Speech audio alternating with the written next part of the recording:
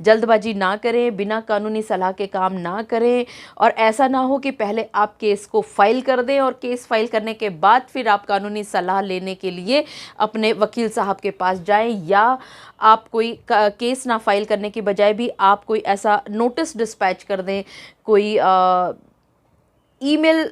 लिख दें और उस ईमेल में आप अपने पैर काट दें और उसके बाद फिर वकील साहब को कहें कि अब आप, यानी कि वो वकील साहब आपको बचाएं। तो ऐसा करना अक्सर नामुमकिन हो जाता है, क्योंकि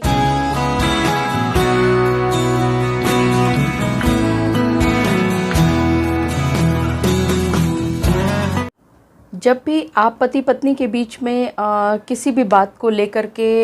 मनमुटाव होता है और पत्नी अपने जब परिवार में यानी मायके में जाकर के बैठ जाया करती हैं, तो वो एक अलग सिटी हुआ करती है, और जहाँ पर उसके पति हुआ करते हैं अक्सर वो एक अलग सिटी हुआ करती है। और चूँकि दोनों लोग अलग अलग जगह पर रह रहे हैं, तो ये प्रश्न बहुत बार उमड़ता घुमड़ता है कि पत्नी, मान लेते हैं कि दिल्ली में रहती है, तो यहाँ वो दिल्ली से कोई भी केस दायर कर रही हैं, लेकिन जब उनके पति जो कि गोवा में मान लेते हैं कि रह रहे हैं, तो वहाँ गोवा से उनको अपना केस करने का अधिकार प्राप्त होता है। पत्नी के पास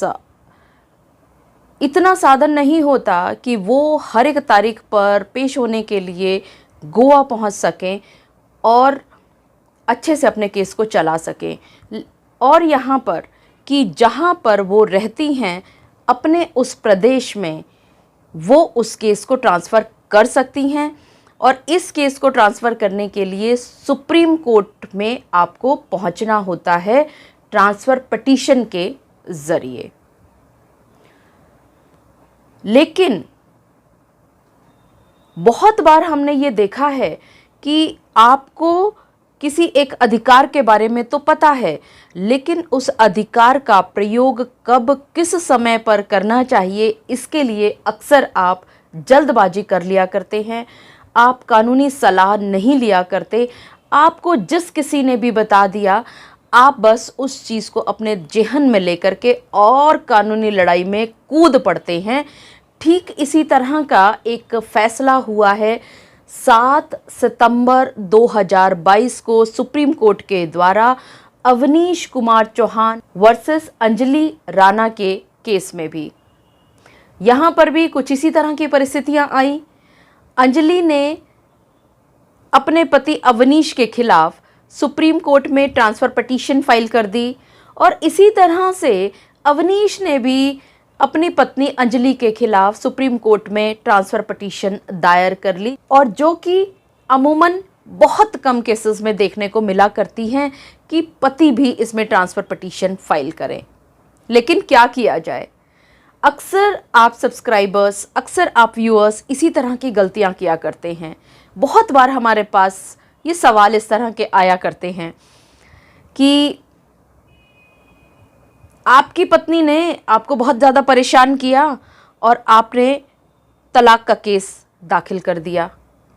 और उस तलाक के केस में आपने कुछ ऐसी चीज़ें भी लिख दी जो नहीं लिखी जानी थी। आपने अपने आप को ये दिखाने के लिए कि आप अच्छे घर से संबंध रखते हैं, आप अच्छा कमाते हैं, आपने उसमें सैलरी अपनी जितना आप कमाते भी नहीं थे उससे ज़्यादा कहीं आपने उसमें लिख करके दे दी। और उसके बाद आप फिर पूछा करते हैं कि अब उस केस के आधार पर आपकी पत्नी ने आपके खिलाफ मेंटेनेंस यानी खर्चे का केस दायर कर दिया, और उन्होंने उस खर्चे के केस में आपकी जो तलाक के केस में अपने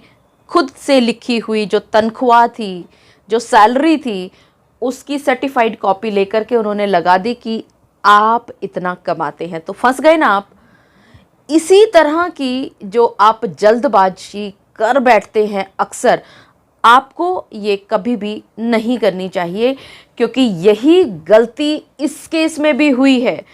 अंजलि ने भी बिना कुछ सोचे समझे जल्दबाजी में ट्रांसफ़र पिटीशन फाइल कर दी अवनीश के खिलाफ, लेकिन उनके पास प्रॉपर ग्राउंड्स नहीं थे।